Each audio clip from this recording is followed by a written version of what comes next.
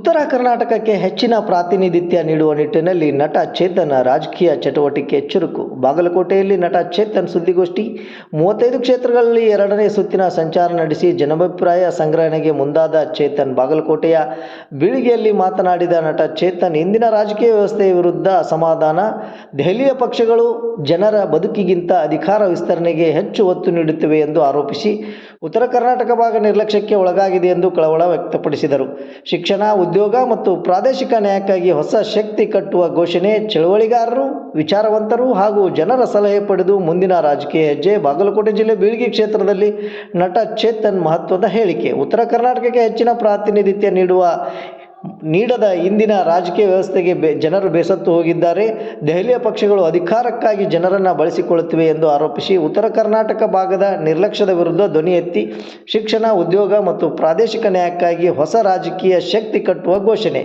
ಚಳವಳಿಗಾರರು, ವಿಚಾರವಂತರು ಹಾಗೂ ಜನರ ಸಲಹೆ ಪಡೆದು ಮುಂದಿನ ಹೆಜ್ಜೆ ಇಡುವುದಾಗಿ ನಟ ಚೇತನ್ ಬಾಗಲಕೋಟೆ ಜಿಲ್ಲೆ ಬೀಳಿಗೆಯಲ್ಲಿ ಮಹತ್ವದ ಹೇಳಿಕೆಯನ್ನು ನೀಡಿದ್ದಾರೆ. ವರದಿ ರಾಘು ಕಾಟ್ವಾಳ್, JBM ನ್ಯೂಸ್, ಬಾಗಲಕೋಟೆ.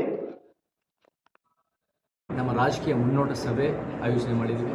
ಎಲ್ಲ ನಮಗೆ ಬೀಳಿಗೆ ಹಿರಿಯರಾದ ಪ್ರವೀಣ್ ಪಾಟೀಲ್ ಅವರಾಗಿರ್ಬೋದು, ಎಲ್ಲ ಸಮುದಾಯದ ಮುಖಂಡರು ಮತ್ತು ಹೋರಾಟಗಾರರು ಎಲ್ಲರ ಜೊತೆಗೆ ಸೇರಿ ನಾವು ನಮ್ಮ ಬೀಳಿಗೆ ಆಗಿರ್ಬೋದು, ಬಾಗಲಕೋಟೆ ಆಗಿರ್ಬೋದು ಮತ್ತು ಉತ್ತರ ಕರ್ನಾಟಕ ಆಗಿರ್ಬೋದು ಮತ್ತು ಅಖಂಡ ಕರ್ನಾಟಕನ ಹೆಂಗೆ ಒಂದು ಉತ್ತಮ ದಿಕ್ಕಿನಲ್ಲಿ ನಾವು ತೊಗೊಂಡು ಹೋಗ್ಬೋದು, ನಿಜವಾಗ್ಲೂ ಸಂವಿಧಾನದ ಮೂಲ ಆಶಯಗಳು ಹೆಂಗೆ ಎತ್ತಿಡಿಬೋದು, ಈ ಉದ್ದೇಶದಿಂದ ನಾವು ಸಭೆ ಮಾಡಿ ಪ್ರತಿಯೊಬ್ಬರಿಂದ ವಿಚಾರ ಪಡೆದು ಅವರ ಅನುಭವದ ಮಾತುಗಳಿಂದ ನಾವು ಹೆಂಗೆ ಗಟ್ಟಿಯಾಗಿ ಒಂದು ಸಂಘಟನೆ ಮುಖಾಂತರ ನಾವು ಒಂದು ಶಕ್ತಿ ಮಾಡ್ಬೋದು ಅಂತ ನಮ್ಮ ಉದ್ದೇಶ. ನಾವೆಲ್ಲೇ ಹೋದ್ರೂ ನಾವು ಯಾವ ಚಳುವಳಿಗಳು ಮಾಡಿರೋ, ಅದು ದಲಿತ ಬಹುಜನ ಆಗಿರ್ಬೋದು, ರೈತ ಕಾರ್ಮಿಕ ಆಗಿರ್ಬೋದು, ಭಾಷಾ ಮತ್ತು ಪ್ರಾದೇಶಿಕ ಹೋರಾಟಗಾರರಾಗಿರ್ಬೋದು, ಮಹಿಳಾ ಸಂಘಟನೆಗಳು, ಯಾರ್ಯಾರು ಪರಿಸರವಾದಿಗಳು, ಭ್ರಷ್ಟಾಚಾರ ವಿರೋಧಿಗಳು, ಯುವಕರ ವಿದ್ಯಾರ್ಥಿ ಸಂಘಟನೆಗಳು, ಯಾರ್ಯಾರು ಅವ್ರ ರೀತಿಯಲ್ಲಿ ಜನಪರವಾಗಿ ವೈಜ್ಞಾನಿಕವಾಗಿ ಅವ್ರ ಕ್ಷೇತ್ರನ ಕಟ್ಟಿದ್ರು ಅವ್ರ ಹತ್ರ ಹೋಗಿ ವಿಚಾರ ಪಡಿತಾ ಇದ್ವಿ. ಅವರಿಂದನೇ ಸಾಧ್ಯ, ಅವರೇ ನಮಗೆ ಮಾದರಿ ಕೆಲಸ ಮಾಡ್ತಾ ಇದ್ದಾರೆ.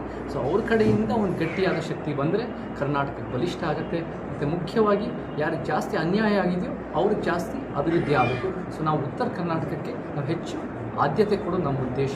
ಸೊ ಆ ದಿಕ್ಕಿನಲ್ಲಿ ನಾನು ಇವಾಗಲೇ ಒಂದು 30-35 ಕ್ಷೇತ್ರದಲ್ಲಿ 2ನೇ ಸುತ್ತಲ್ಲಿ ನಾವು ಇಲ್ಲೆಲ್ಲ ಬಂದು ನಮ್ಮ ರಾಜಕೀಯ ಮುನ್ನೋಟ ಸಭೆ ಮಾಡಿದ್ವಿ. ಇವತ್ತು ಬೀಳಿಗೆನಲ್ಲಿ ಬಂದು ಎಲ್ಲ ಚಳುವಳಿಗಳು ಮತ್ತು ವಿಚಾರವಂತರು ಸೇರಿ ನಾವು ಕೆಲಸನ ಮುಂದುವರಿಸ್ತಾ ಇದ್ದೀವಿ.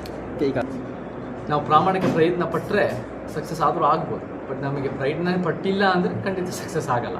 ಒಂದಂತೂ ನಿಜ, ನಮಗೆ ಜನರಿಗೆ ಇವತ್ತಿನ ದಿನ ರಾಜಕೀಯ ಪಕ್ಷಗಳಿಂದ ಬೇಸತ್ತು ಹೋಗಿದೆ. ಈ ಪಕ್ಷಗಳು, ಈ ಡೆಲ್ಲಿ ಪಕ್ಷಗಳು ಬರೀ ಉತ್ತರ ಕರ್ನಾಟಕ ಒಂದು ಅಧಿಕಾರ ವಿಸ್ತರಣೆಗೋಸ್ಕರ ಬಳಸ್ಕೊತಾರೆ ಹೊರತು ಜನರ ಬದುಕನ್ನು ಒಳ್ಳೇದು ಮಾಡೋಕ್ಕೆ ಹೋಗ್ತಾ ಇಲ್ಲ. ನಿಜ ಹೇಳಬೇಕಂದ್ರೆ ಬೆಂಗಳೂರು ಅತಿ ನಗರೀಕರಣದಿಂದ ಅದೇ ಬೆಳೆದು ಅದು ಇನ್ನೂ ನಾಶ ಆಗ್ತಾ ಇದೆ. ಈ ಭಾಗಗಳೆಲ್ಲ ನಿರ್ಲಕ್ಷ್ಯ ಆಗ್ತಾ ಇದೆ. ಈ ಭಾಗದ ಜನರಿಗೆ ಬೇರೆ ಬೇರೆ ಯುವಕರಿಗೆ ಉದ್ಯೋಗ ಇಲ್ಲದೆ ಬೇರೆ ಬೇರೆ ಕಡೆ ಊರುಗಳಿಗೆ ಹೋಗಬೇಕಾಗಿರೋ ದೊಡ್ಡ ಪರಿಸ್ಥಿತಿ ಇದೆ. ನಾವು ಹಾಗೆ ನೋಡೋಕ್ಕೆ ಹೋಗುತ್ತೆ ಉತ್ತರ ಕರ್ನಾಟಕಕ್ಕೆ ಆದ್ಯತೆ ಕೊಟ್ಟು ನಾವು ಒಂದು ಗಟ್ಟಿಯಾದ ಒಂದು ಶಕ್ತಿ ಕಟ್ಟಿ ಈ ಭಾಗದಲ್ಲಿ ಅಭಿವೃದ್ಧಿ ಆಗಿರ್ಬೋದು, ಈ ಭಾಗದಲ್ಲಿ ಫಂಡಿಂಗ್ ಆಗಿರ್ಬೋದು, ಈ ಭಾಗದಲ್ಲಿ ಯುವಕರ ಉದ್ಯೋಗ ಆಗಿರ್ಬೋದು ರೂಪಿಸೋದು ನಮ್ಮ ಮೂಲ ಉದ್ದೇಶ.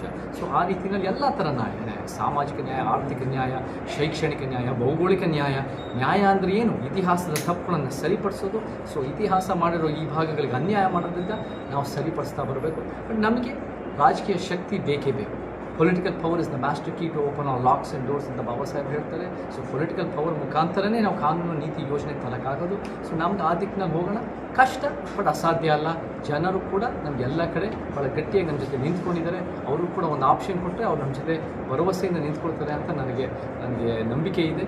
ಆ ರೀತಿಯಲ್ಲಿ ನಾವು ಕೆಲಸ ಮಾಡಬೇಕು. ಎಲ್ಲ ಒಂದು ಕಡೆ ಜನ ನಮ್ಮ ಜೊತೆ ನಿಂತಿಲ್ಲ ಅಂದರೆ ನಾವು ಸಾಕಷ್ಟು ಕೆಲಸ ಮಾಡಿಲ್ಲ, ಸಾಕಷ್ಟು ಉತ್ತಮ ವಿಚಾರ ಇಟ್ಟಿಲ್ಲ ಅಂತ ಅದು ಆಗುತ್ತೆ. ಸೊ ಜನರಿಗೆ ನಮಗೆ ಖಂಡಿತ ಜನ ಮುಂದೆ ಒಂದು ಒಳ್ಳೆಯ ಪ್ರಯತ್ನ ಇಟ್ಟರೆ ಅವರು ನಮ್ಮ ಜೊತೆ